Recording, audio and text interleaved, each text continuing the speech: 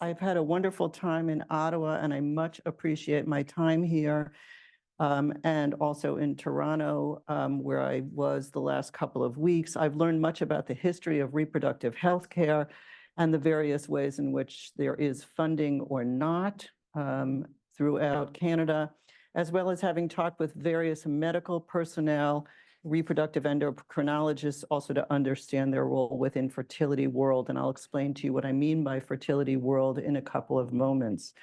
So let me get started. Making babies has become not only an achievement, but an enterprise. So that first births are occurring at increasingly older ages for women, especially for those with advanced education in Canada, the U.S., and most European countries.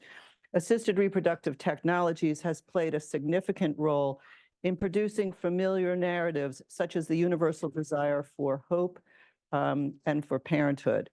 As people age and start families, they're more likely to need the arts to conceive a child. Usually they first try with their own gametes, and then they turn to donor use and maybe surrogate use as a final act in their quest for parenthood. So as delays in parenthood rise, not only does individual risk increase, but so does collective responsibility for resulting offspring. So on the right-hand side, I just have some information about what I'm going to talk about today. And I've basically been collecting in-depth interviews with Canadians and U.S. Americans. And I just want to point out that the sample is comprised of 3 different groups deliberately: single mothers or single women who are still trying, lesbian couples, and straight couples. They all had their first child over the age of 38, though oftentimes they started trying to have a baby before that time. And this is an ongoing sample.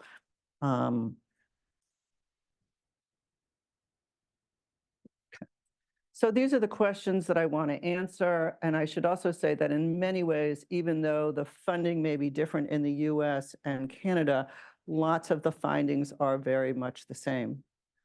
I'd love to know why you selected for mothers over the age of 38 specifically.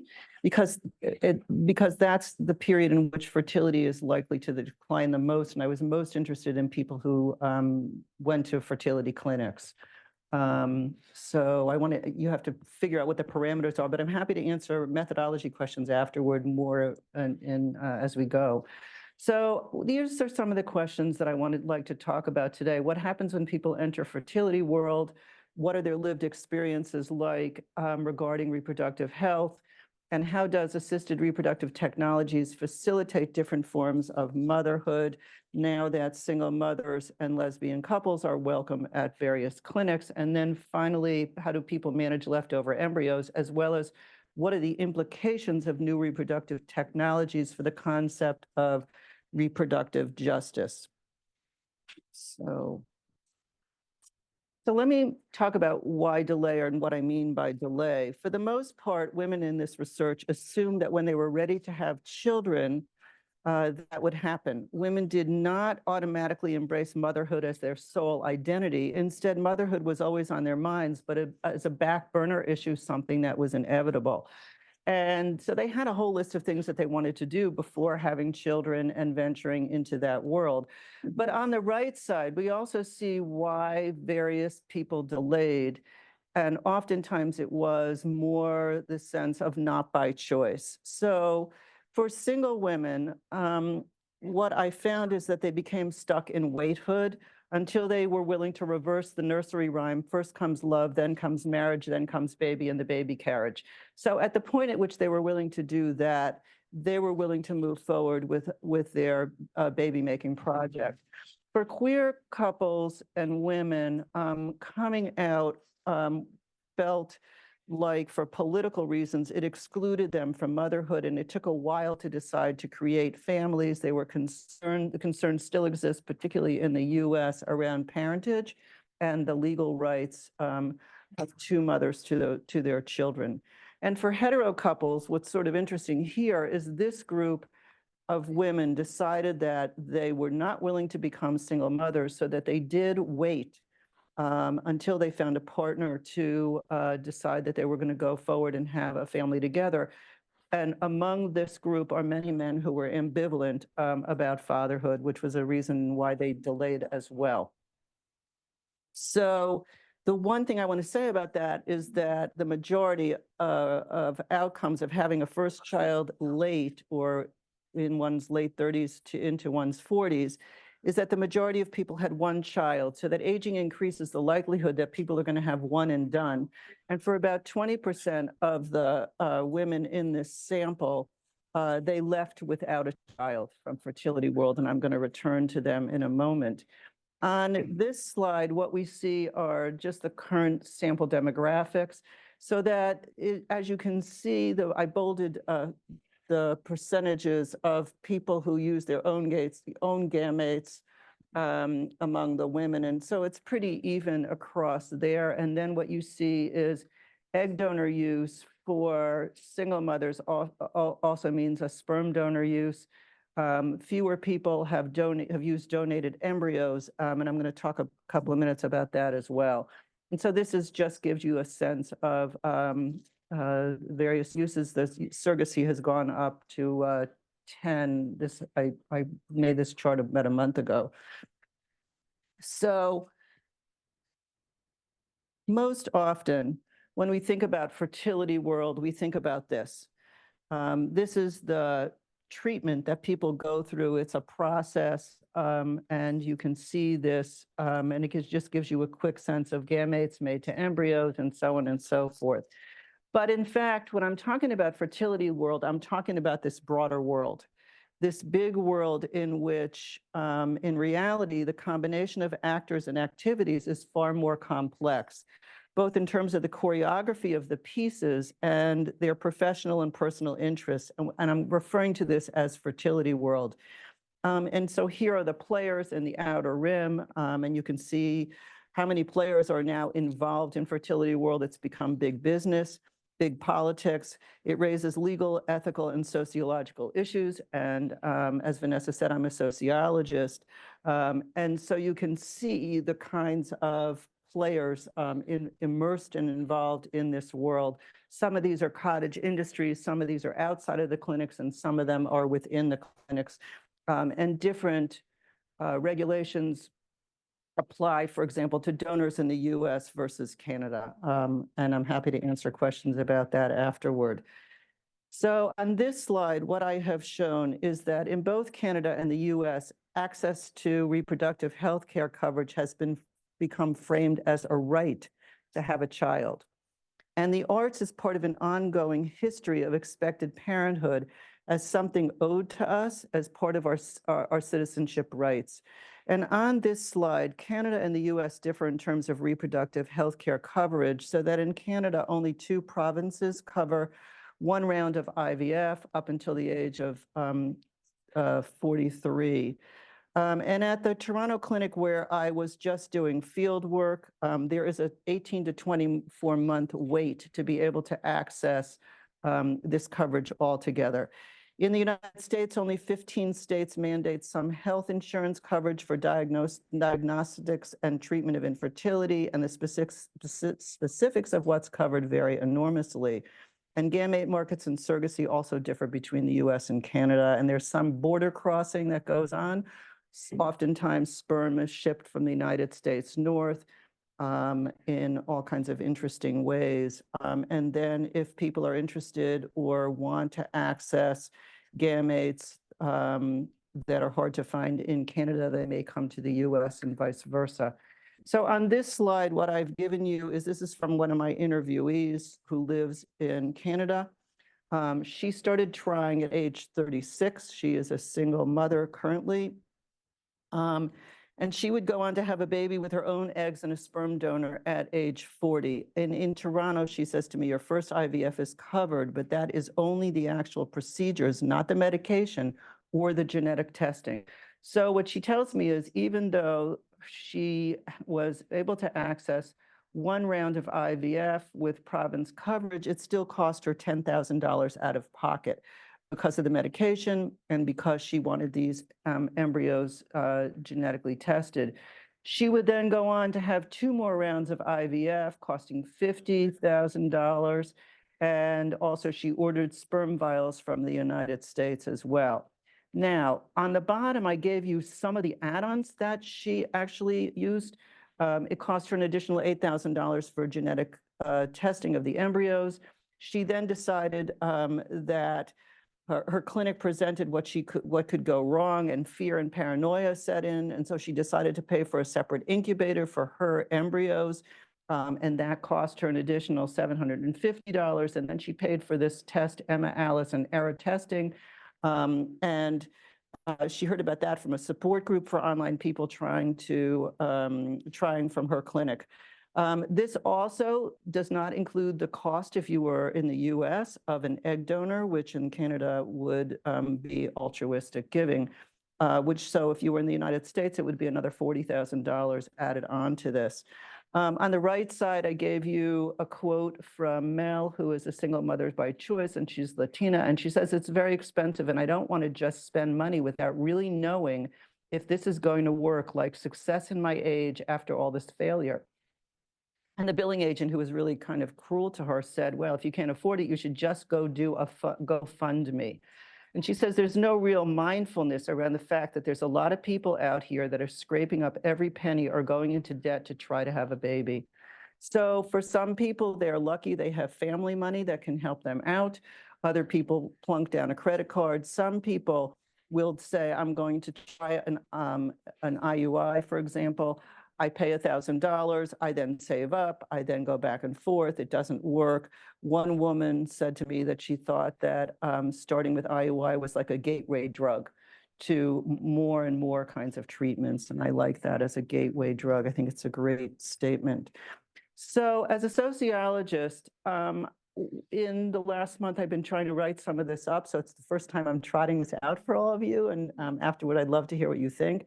So there are 3 paths through fertility world that have emerged, each with a distinct storyline and a trigger that led women to change their outlook on pregnancy and on fertility world. And I want to go through these each in the next couple of slides. So I'm calling this playing by the rules. And this starts with the high hopes and a resolution to do what the experts suggest. It's an accepted path tempered by advice from many quarters, whether that's friends or self-help or do-it-yourself websites among them, but it's much guided by the experts. And almost unanimously, the people we interviewed entered fertility world resolved to be, in quotes, a good patient. People who adhered by the rules, and women trust that there is a science behind the steps that they need to follow. And that's important, that there's a science behind what's going on here. Women who went to the larger clinics tend to experience a gradual erosion of their sense of uniqueness if it was there altogether. And so I'm quoting to you from a piece that I'm writing. They say, but they entered a world in which you're a number and you're just packed in. One woman referred to used the metaphor of a well-oiled machine to refer to the standardized practices that she experienced as dehumanizing, not client-centered, and really shitty.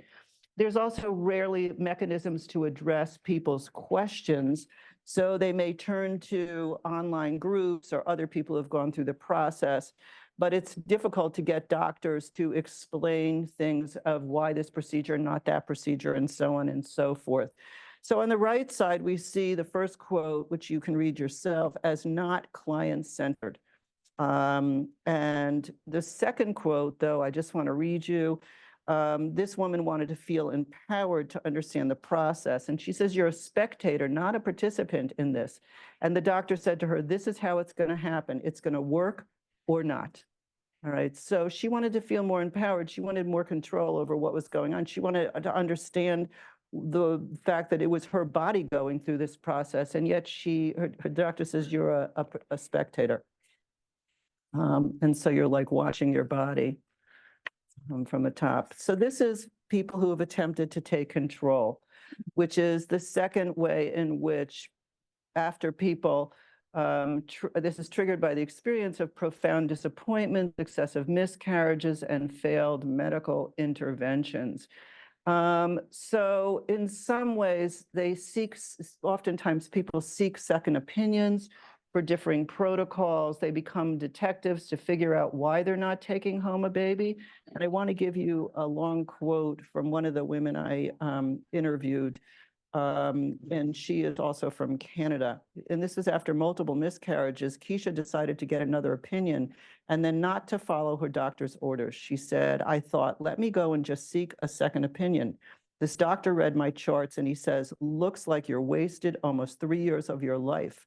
Your body is rejecting the medications. Just go back to your first clinic and insist that your regular doctor puts you on a completely natural cycle for your next embryo transfer. I go, what if she refuses? And he says, this should be off the record. And I don't want you to say this. And I'm saying this to you, but I ask you the question, does she live at your house? Does she watch you take your medications? And I said, no. So he said, you just need to not put medications in your body and see what happens. So I went back to the first clinic and I said to my doctors at the clinic, I would like a natural cycle. And she said, it's impossible to conceive without medications. It's not going to work. She did not agree. And I said, okay. I took the prescription, I walked out the door, and I waited for my body to go through its cycle. I showed up for my ultrasound schedule based on their medication schedule, but I took nothing. They did the embryo transfer, and I got pregnant. Now, I will never know if this embryo was meant to happen. I don't know. Maybe those embryos were going to stick regardless of whether I took the meds or not. It's hard to tell. But I at least felt like I had some say in it after years of just being told to do this, not do that. Okay, so that gives you one example of taking control, taking back, and trying to have some kind of input in what's going on. I'm going to talk later about finding donated embryos, but also what's happened in this industry is crafting a counter narrative.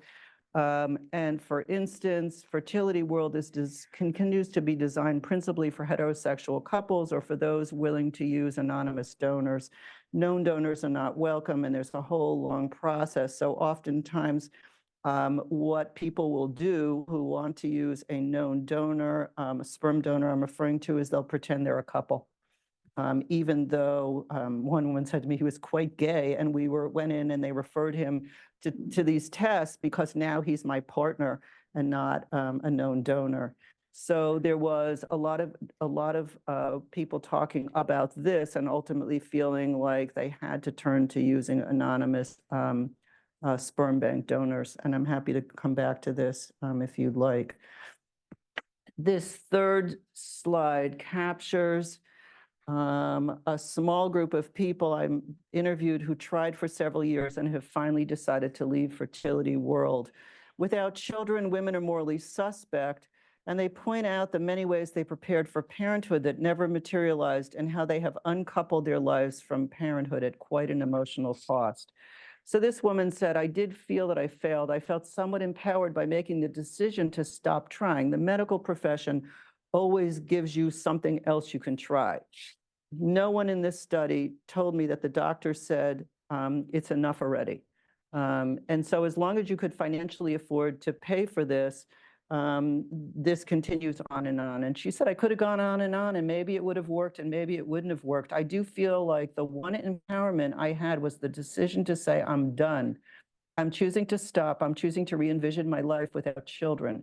In some ways, I feel I didn't try hard enough, and another part of me felt like, no, this is the power I have. I have the power to stop listening to the myth that anyone can do it if they just try hard enough and give everything. I hit a limit of what I was able to sacrifice, I guess. So that gives you a sense of what I'm talking about for those people who leave Fertility World. And that letting go of parenthood means reimagining their life, a life without children, which they'd always presumed that they would have.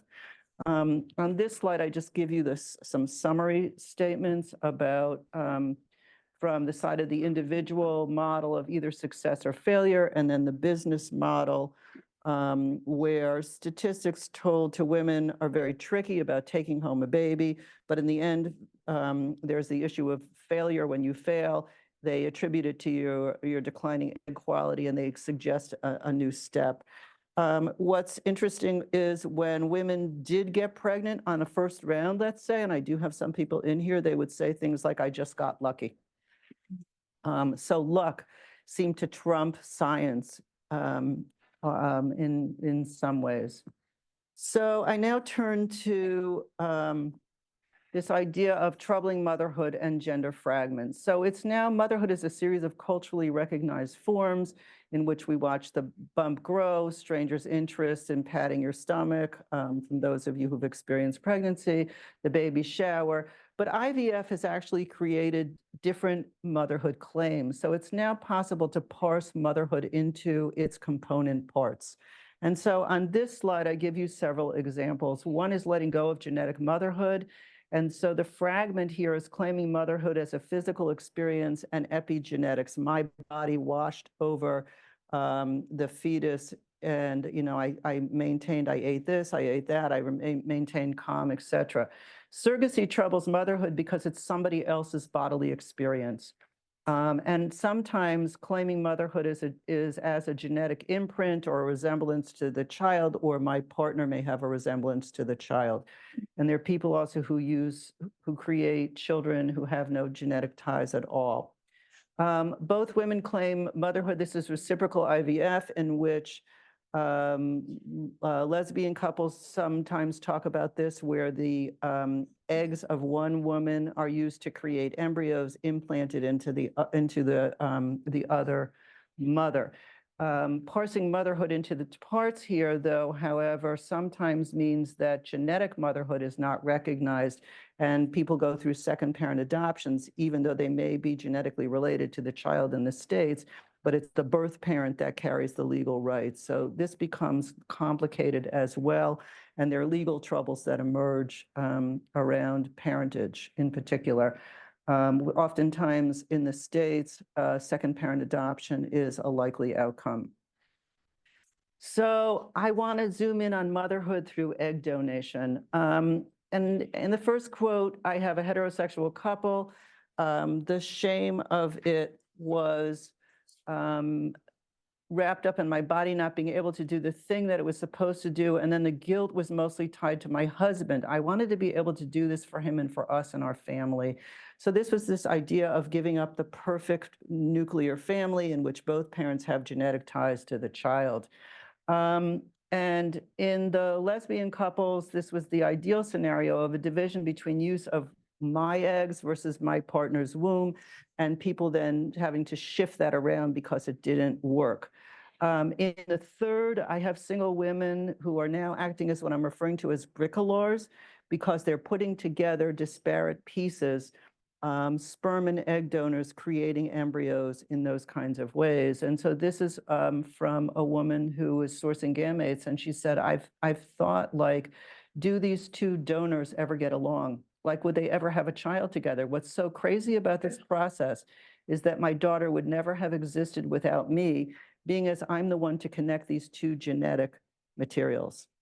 So she imagines how those gamete donors would be and interact with one another in her scenario. As a matter of fact, what has gone on as a result of motherhood through egg donation is there's been a shrinking role of genetics, so that women talk a lot about making a bodily claim to their child, and that they reduce this idea that genetics are important at all. And in the second quote, it reads, it's just DNA. Now, it's still my husband's DNA, so the baby will be part of him, but without my body, there's no Cindy. It's just a bunch of cells, and I'll breastfeed her and we will raise her together. So you're parsing motherhood into component parts with this idea of reducing DNA, but in effect, in heterosexual couples, he may still have a link, but her body in that quote equalizes his DNA contribution. So that's sort of interesting there. And now I turn to one of the great things about IVF is that it creates lots of extra embryos. And 56% of the people I've interviewed thus far have leftover embryos. And while some of them may try for a second child, the question becomes what to do about them. Mostly people talk about their surprise that they feel an emotional attachment to these embryos, but it took a lot of labor, a lot of time, a lot of work, a lot of money to create these embryos. And now you're faced with the fact that you have your child and you have 5 leftover embryos. What are you going to do with them? And in the you can see the different ways in which people have talked about them. It's pretty hard to donate them to science, by the way.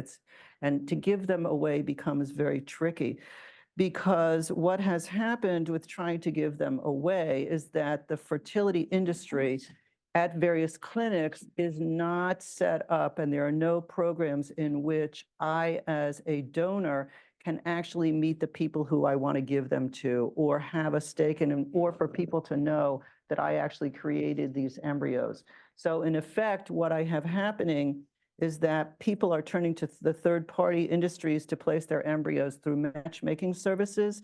And these involve legal contracts around the transfer of parentage to the recipient. And in the U.S., it involves interstate transfers, so the FDA gets involved, and clinics are not always set up to receive these embryos, which have to do with cryopreservation technologies and so on. And so I explore how fertility clinics are responding and how families are building kinship networks from embryos. So on one hand, we could say that in some ways, what I've just told you is that when women turn to egg donors, they talk about the shrinking role of genetics. Yet here, people are taking their embryos and deciding to blow up this idea of genetics, and they are creating kin networks based upon genetic ties that their children will have. So that's like a major contradiction, but also a really interesting point in finding. The other thing I want to say about embryos is that embryos are less expensive to access, and clinics actually don't really give people that option when they're told that your own eggs are not working. The clinics would rather you turn to an egg donor, because egg donors will the whole process will bring in more money for the industry itself. So I wanted to give you a network that's being built. So meet Liana. She conceived her child with an egg donor and a sperm donor, and she had a daughter. When her daughter was about a year old, she reached out and she met Jane from the sperm donor side on a third-party website. And their children share the same donor, so they're half siblings, which it's amazing that you can actually do this today. You can reach out and create family through these genetic linkages and ties. So she meets, and she's really excited because her daughter now has a half sibling. Well, in her single mother group, there's another woman who named Nadia, and Nadia's been struggling to have a child on her own. She doesn't have much money. And so Liana, her daughter's now 3 years old. She says, I can't have any more children. It's beyond me physically and financially. So she offers her embryos to Nadia. And so here we see Nadia getting the embryos. I love these slides. And they create, Nadia creates a son on her first or second try. And as you can see, these are now full siblings, okay? Well, Jane is now struggling to have a second child. So Liana says to Nadia, even though Nadia owns the embryos at this point legally, she says to her, maybe we should ask if Jane wants these embryos, because these children will be genetically related to her. So lo and behold, Jane is given 2 embryos. She has a second child, and each of them has full siblings in 3 different families. And to complicate this even further, we can see that where the sperm donor links occur. So this is what we have in the hidden world of reproductive technology that has become curiouser and curiouser. But what's sort of interesting is Liana, Jane, and Nadia all have contracts that say that they're going to meet together. They're still negotiating how frequently they'll meet. They're still negotiating how they're going to tell the children about these relationships, what they're going to call one another. We don't have the language around how to discuss this. So we're using the term siblings, but siblings is a tricky concept. While that may be the genetic relationship, it's really not the social relationships. These are issues and questions that are still being unraveled as people meet, make contacts, and form these build kinship networks on the basis of situating and placing embryos. So finally, in conclusion, I just want to talk for a moment about reproductive justice. And so all people, I want to say, deserve equal access to reproductive health care, but there's limits to who can financially afford to enter fertility world. And there's a real inequity in terms of the ability to financially afford any of this. And entering fertility world, the inability to make informed decisions about one's body is problematic. There's lack of clear information, lack of patient-centered care, and also the opportunity to ask questions often. So more families will be built through donated gametes and embryos, reducing the emphasis on genetic ties within the family, but they will not yet be normalized. And finally, in the U.S., as you all know, post-Roe, the pro-life movement will not stop at abortion, but will impact those who go to fertility clinics, especially if personhood is extended to embryos and further restricts women's bodily autonomy. So thank you, and I'm going to stop here.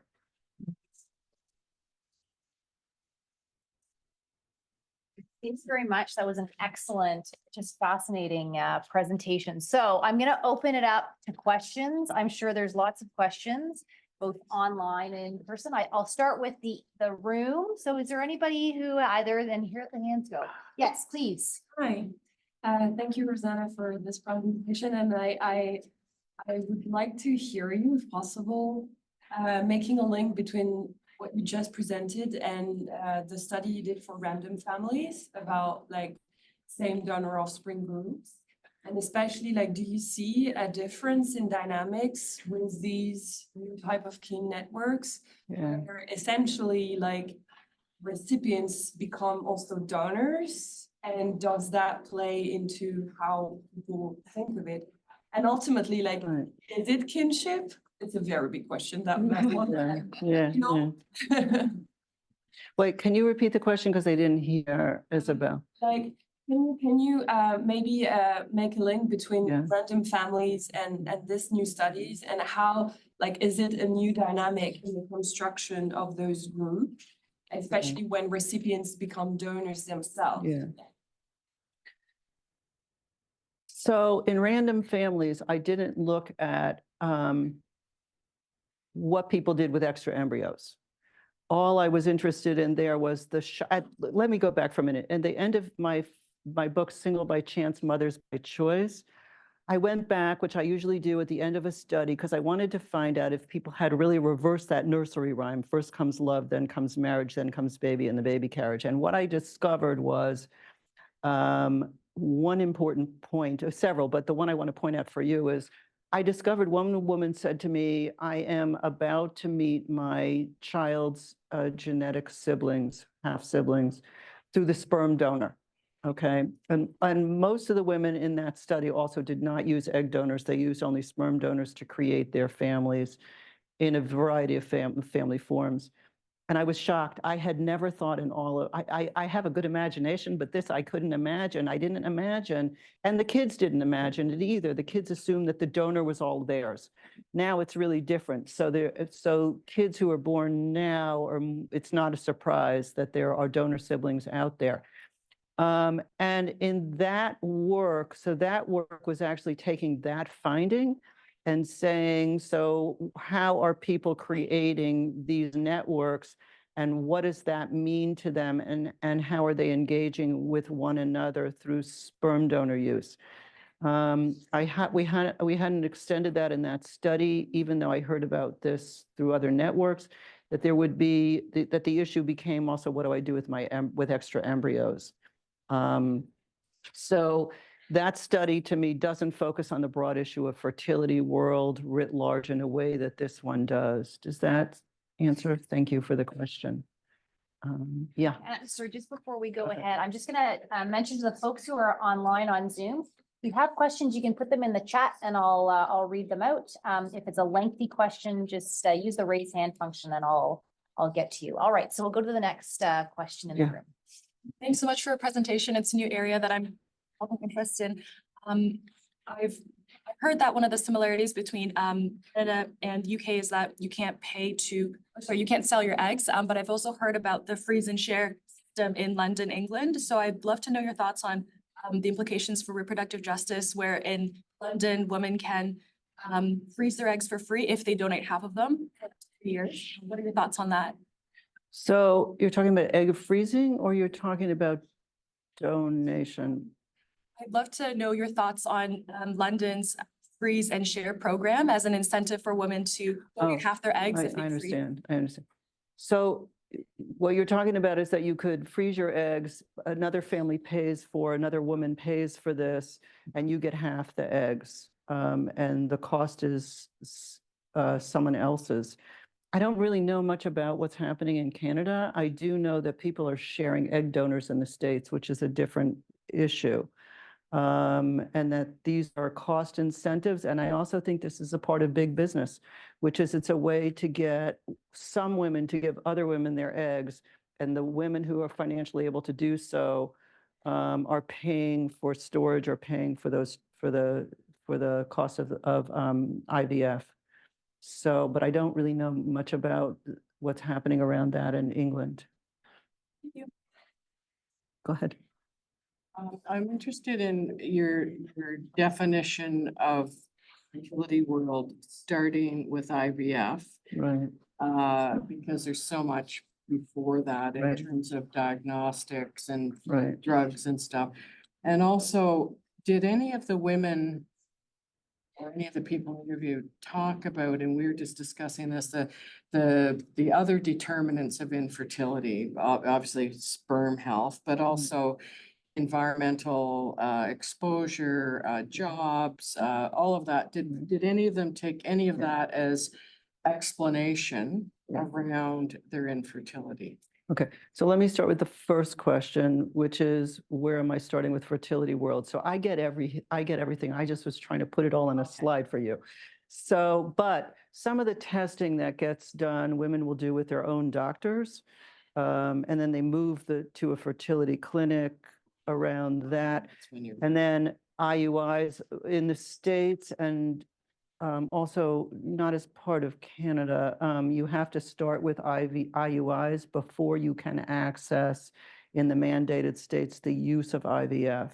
So some people in my study did conceive with just IUIs, but for the sake of the slide, I put it on that way. The other part of your question? Well, it was all about women talking about the dysfunction of their body as opposed to the dysfunction or ill health of Right. the sperm, and also environmental. I know when we worked on this stuff, all the environmental issues and occupational exposure.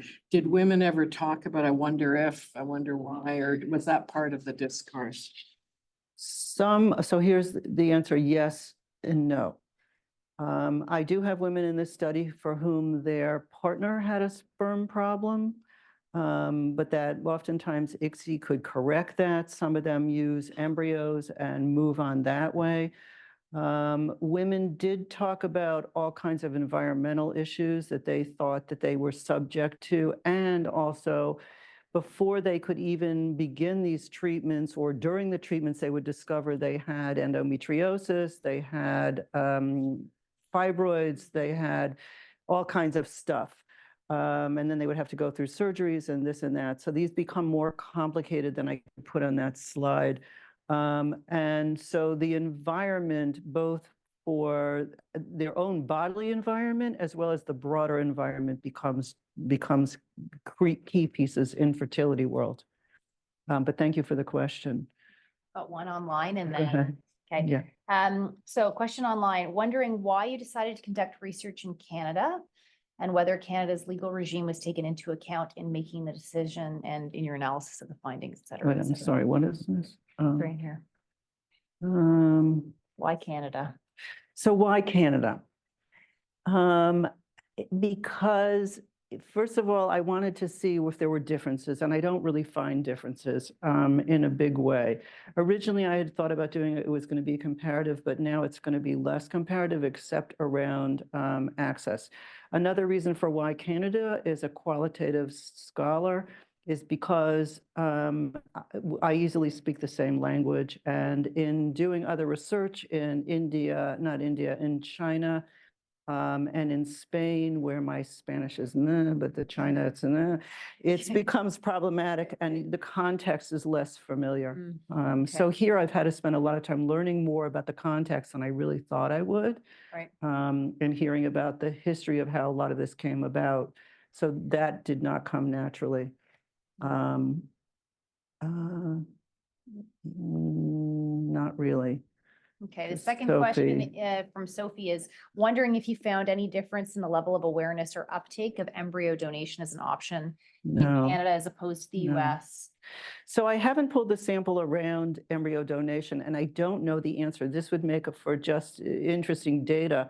I do think from how long I've been doing work in this field that the use of embryos and embryo donation, people's awareness has just begun to happen, but that's happening through online groups. Clinics are still not saying, we have embryos, that's an option instead of, creating your own, putting together or sourcing sperm and eggs. So there is an uptake in people wanting to use them. Also, I am talking about people who are talk about embryos as embryo donation, not adoption.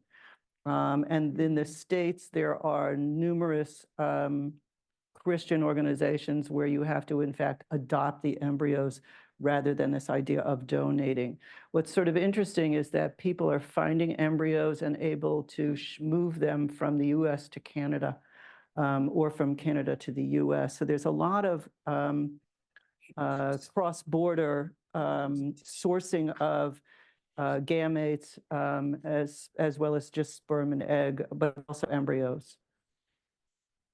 We had one question here. And Yeah. another there. I was curious if your research yielded any insights on twins or couples in reproduction, because I know there's a correlation with the rising rates of twins and multiple pregnancies with reproductive assistance. So in Canada in particular, you're only allowed to place when you, if you have the providence, if you can access the one-time providence, part of that is the transfer of each embryo separately. And when you reach a certain age, which I think is 39, you are then able, the doctor can then say we could try to transfer two. But there's been a lot of legislation and regulation, I should say, around this idea of how many to transfer and how many not to transfer. So that's what I know. I have only a couple of people in here who became pregnant with twins. I can share anecdotally, Yeah. I have twins, and Oh. it was not through assisted, it was a surprise. It was Yeah. not planned, and the pregnancy was planned, not the twins. They were a surprise. But there seemed to be a very strong cultural assumption, because I was 37, I was geriatric in pregnancy language. And a lot of people just socially, interpersonally assumed it was done through assisted reproductive technology. And I got a lot of questions about clinic referrals, and I found that very surprising confirmation. I looked older than I felt maybe. And it was an interesting kind of social relation that seemed very widespread. So in the States, I know that, remember Octomom? Okay, so that doctor had his license pulled, and it was after that there became like a lot of attempts at regulating what was going on and how many eggs and how many embryos rather would be allowed to be transferred at one time. What's sort of interesting about the Canadian ability to access the one-time option is that in that option, the latest regulation does specify that it would include as many transfers as embryos you created one at a time until you're a certain age. And the emphasis, why do people want to do that? Women want to do that because if they're financially paying for it, each time they go through a transfer, it becomes very, very costly. So recently there's been more regulation around that, but it's interesting that they've assumed, well, you had to have gone through a fertility clinic. So, Yeah, I think just to clarify that that would be a provincial, I think Correct. Ontario provincial Correct, regulation, right, and there's no federal legislation. correct. And there's professional, like the Society of Obstetric Gynecology, they have their guidelines, which came out right after, right in the middle of the Royal Commission on New Reproductive Technologies, and then they've updated them. So there's that guides them, and then the provincial, it depends whether they're funding it, and then they would put in their own regulation. Okay. So here it's a bit different because health is a provincial matter, so. Mm. So thank you for that. Thanks so much. I really found this super interesting. My question was about the embryo donation, the what to do with the leftover embryos. And so the chart that you showed had the kind of the sibling with the sperm donor. And so the sperm donor ended up creating 4 children just within that graph, and obviously maybe others that we don't know about. I'm wondering, are there ethical and legal ramifications that you've thought about around donating an embryo where the genetic material might be of somebody else's? Like, do they have to consent to the donation? Like, Okay, that's a totally interesting question. So thank you for that. In fact, the sperm donors do not or are not. But here's the problem. If you have an identity release donor from a sperm bank in the U.S., and you are not the person who purchased that sperm, it's unclear that your child will be able to access that donor in the future, which is sort of an interesting point. It's different in England. The egg donors oftentimes have signed off on this. So with the egg donors, they have agreed that their eggs can be used, or you're purchasing those eggs, or you're altruistically giving them, and that those eggs can be used if they create embryos to other people. So you do have to, I do have several people who actually went back to their egg donors and said, I have leftover embryos, do you want them? Which is sort of interesting. So, yeah. 2 questions. One is very simple. I really like the way you laid out the fertility role with the different actors. And I was just wondering if that was somewhere in a publication that you could have access to. Yeah, I don't know if I can. do it. I don't know. It's not right now, not in a publication. It will be in a publication at some point. So it's nowhere. Here's the, and so I started there. We could have started with IUI. It's just I couldn't get enough stuff on the slide, and I wanted to make it, schmaltzy with the animation. But so here's where you can see. I mean, I didn't even put the add-ons here of like these self-help groups. And there's a lot of them. There's a lot of cottage industries. There's also, I've met people who talk about hiring a fertility coaches to help them navigate these systems.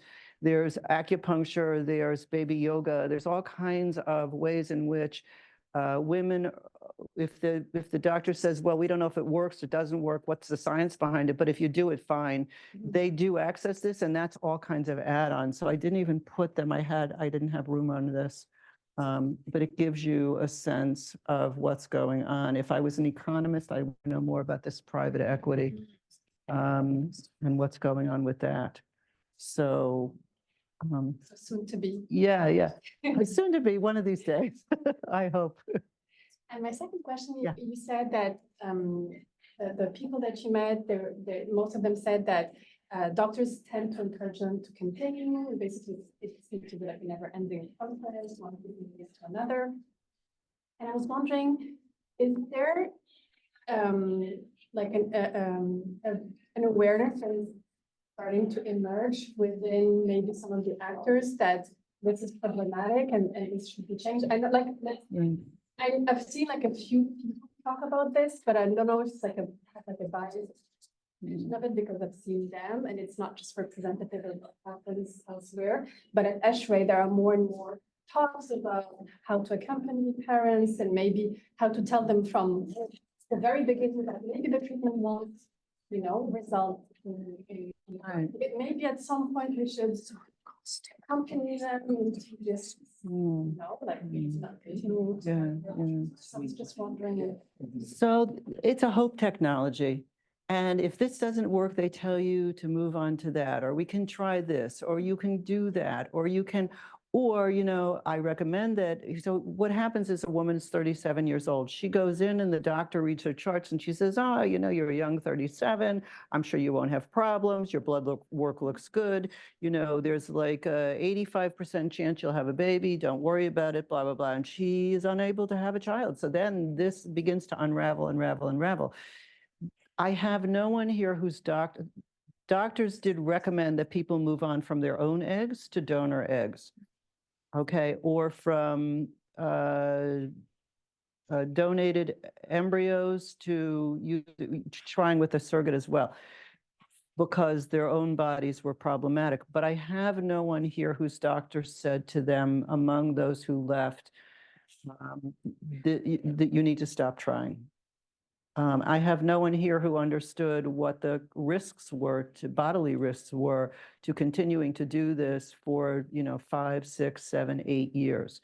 Even though there is some data that does show if you don't get pregnant after this many times, it's likely not to happen. So as long as you want to continue, or the doctors will say, let's make your next appointment. We'll talk about what next steps. So, and there are no guidelines saying it's enough already. Yeah. Do you see a lot of women choosing to pursue options outside of Canada? I've heard that Barbados can be extremely cheaper, and I'm just wondering, of the participants that you interviewed, if you found that those who could no longer afford it went to other countries to try to. Yeah.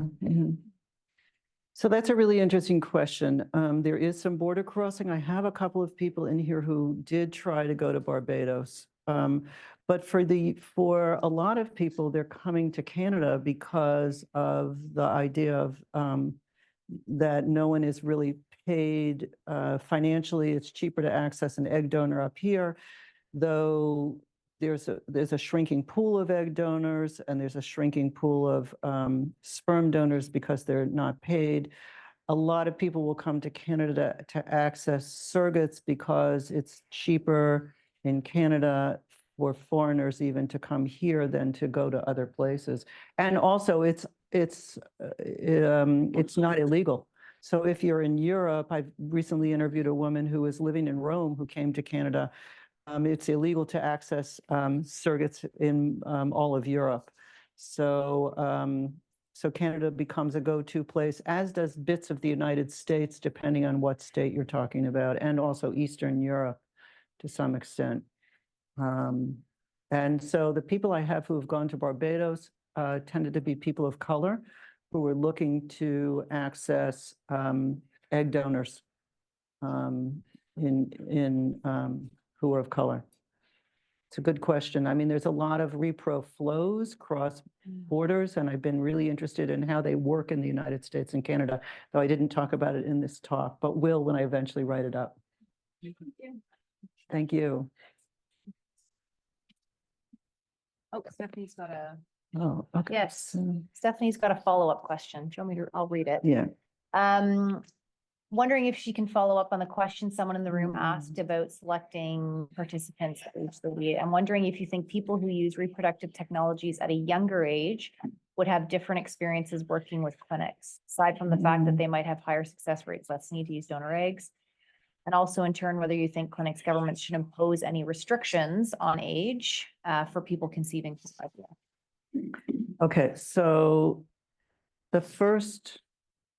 why did I select 38? Because 37 is a hard stop. And what's sort of interesting about this is people didn't in this study suddenly go to clinics at 38. Oftentimes they started to try at younger ages. So they really, in many ways, what I'm discovering is the delay is the wrong word. They didn't necessarily delay. It just took a long time for them to get pregnant. I did look at, though it's not done properly, there's a slide I didn't show you about how this may be correlated. Are young people, are people at younger ages more likely to have a genetically related child, which is what I wanted to see.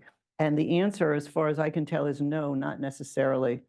I have people in here who could financially afford to continue to use their own eggs into their 40s, 45, 46, while these may be extreme, and they have had children with their own eggs. So I expected, which is sort of interesting, my hypothesis was that younger women would either only have to access IUIs, or younger women, so the fertility treatments would be different, or that they would be more likely to have a child who is genetically related to them, and that is not held, which is sort of interesting. Do I think clinics should impose any restrictions on age for people? Well, in fact, governments have, I should say, in the United States, the states that have mandated fertility coverage do have an age limit. In the United States, also, there's an age limit on adoption, which is another issue I didn't mention. I just want to raise this. In Canada, there are age limits in the 2 provinces that have this, but the cutoffs are about accessing financial restrictions. They're not about treatment, which is very different. And so there are no, some clinics will say, if you're in your 50s, we won't treat you, but that's not a hard and fast rule. There are lots of clinics who will. So there isn't a lot of regulation around a lot of this in either country. Did I answer? I think I answered that question. Okay. Yeah.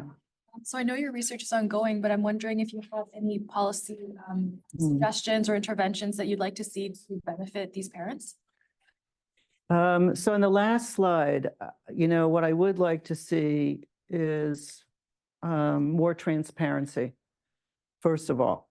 That women feel that they are participants or have more understanding of what's going to happen, of the various different procedures, because like with a lot of things in my life, when I think about my life, I think about how many plumbers showed up at my house and that he said to me, well, if I had done the work the first time around, it would have worked like this. Now I have to undo all the work. So every doctor has different procedures. And so you're not aware of that. And the reality is that that there's a lot of talk online. What about trying this? What about trying that? Doctors don't lay out those options. So in fact, you're getting into this idea of trusting that the doctor you choose, even within a fertility clinic, his or her procedures are going to work better than the next doctor. So there isn't a lot of transparency around that. There isn't a lot of transparency around success rates. There is data that you can pull up through government agencies, both in the U.S. and Canada, but most people don't spend their time who go to fertility clinics looking for this data. So when somebody goes to the doctors for the first time and says, I'm 37, 38 years old, and I'm a single woman and I want to have a baby, can you help me? And the doctor says, oh, you look good, you shouldn't have any problems. He is not giving her what the real odds are there. So she walks away understanding that she's going to take home a baby with her own eggs. And so there's a lot of slippage there where women would like to have more information. They're not given that information. The science is not there around a lot of this as well. I mean, is it necessary to genetically test embryos that were created by a young egg donor? Okay, when I talk to embryologists, they'll oftentimes say, it's really not necessary when the donor's 27 years old to test these embryos. And yet the doctor's recommending it, or the families want to do this. So that there's all of these add-on costs become add-ons. I would also like to see in both Canada and the U.S. paying for some of these add-ons too. But if you think about it, what are we doing by genetically testing embryos? What does that mean for us as a culture? And so there are like these broader questions ethically and morally we need to think about. What does it mean when you're told to only implant these kinds of embryos and not those? So there's those broader questions, but thank you for the question. Yeah. You have, when, during the time of the Royal Commission, Canada and New Reproductive Technologies, we suggested that there be a registry, an IVF registry, and it was great. And then because there had an initial funding through a drug company, all hell broke loose and they got stopped and it never can. Is there a and that way you get the data on this number of implantations, number of babies. Do you Right. have a registry? Do any of the states have registries? Yeah, so through the CDC, you can get success rates on use of people's own gametes by age as well as donor gametes and what those, and so there is data that is available and and clinics have to give that data. They have to report it in order to be, I think, certified over and over again. So there is this sense of reporting in a way that's, Theoretically, you could have some business that's. Yeah, right. the data is much better in the US. But here's what I want to say. For a lot of the women I interviewed, they're not wealthy. So, you know, they find themselves, I live in Maryland, no one's going to cover this. The data may be better in Maryland, but I can financially afford to do it in New York. So I'm going to go to New York, even though their success rates aren't good enough because I can't, because it's a cheaper clinic. So cost becomes a real issue for a lot of people in here in a way that's expected, but sad. So so accessing that data only gives us like one picture of what people do then in practice. Not help with their decision making. Correct. But it would help with us knowing more broadly what's going on and more broadly, maybe some other science going on. Are there any other questions? Last call. Had a great discussion. Thanks. I think I'm just going to ask, I'm going to take the moderator's prerogative and ask you a final question. It was the last point on your last slide, and that's about the impact of the Dobbs decision. Right. Can you tell us a little bit more about where you see Mm, or how you see that unfolding in the US? yeah. In the context of assisted reproduction? So some states in the U.S. have already begun to try to pass legislation that life begins in the petri dish. So if life begins in the petri dish, we are left with a situation in which if the embryos that are created, some states may say, or it may result in the fact that all those embryos eventually have to be put back into somebody one by one, not necessarily together. Or it may mean that you can only do what was done, let's say 20, 30 years ago, which is that they can only extract one or two eggs, create embryos from those eggs, which makes all of the reproductive technology quite problematic and the costs as well. So we would be back to the early days where there was no freezing going on. Right. And so it may be that some states, the ability to use any of these technologies will totally not become non-existent. People are trying to move their embryos in some states away from out of those states because of pending legislation around the technology. I mean, around The abortion legislation. So even though the abortion legislation, the focus was on aborting, there's been this broader focus now on what's the implications for the fertility industry and for women accessing the industry. And for those women also who go through the industry, as we know, and maybe have an ectopic pregnancy or et cetera, et cetera. So, but thank you. It's a very interesting. yeah. All right. Well, thank you very much. Thank you. All for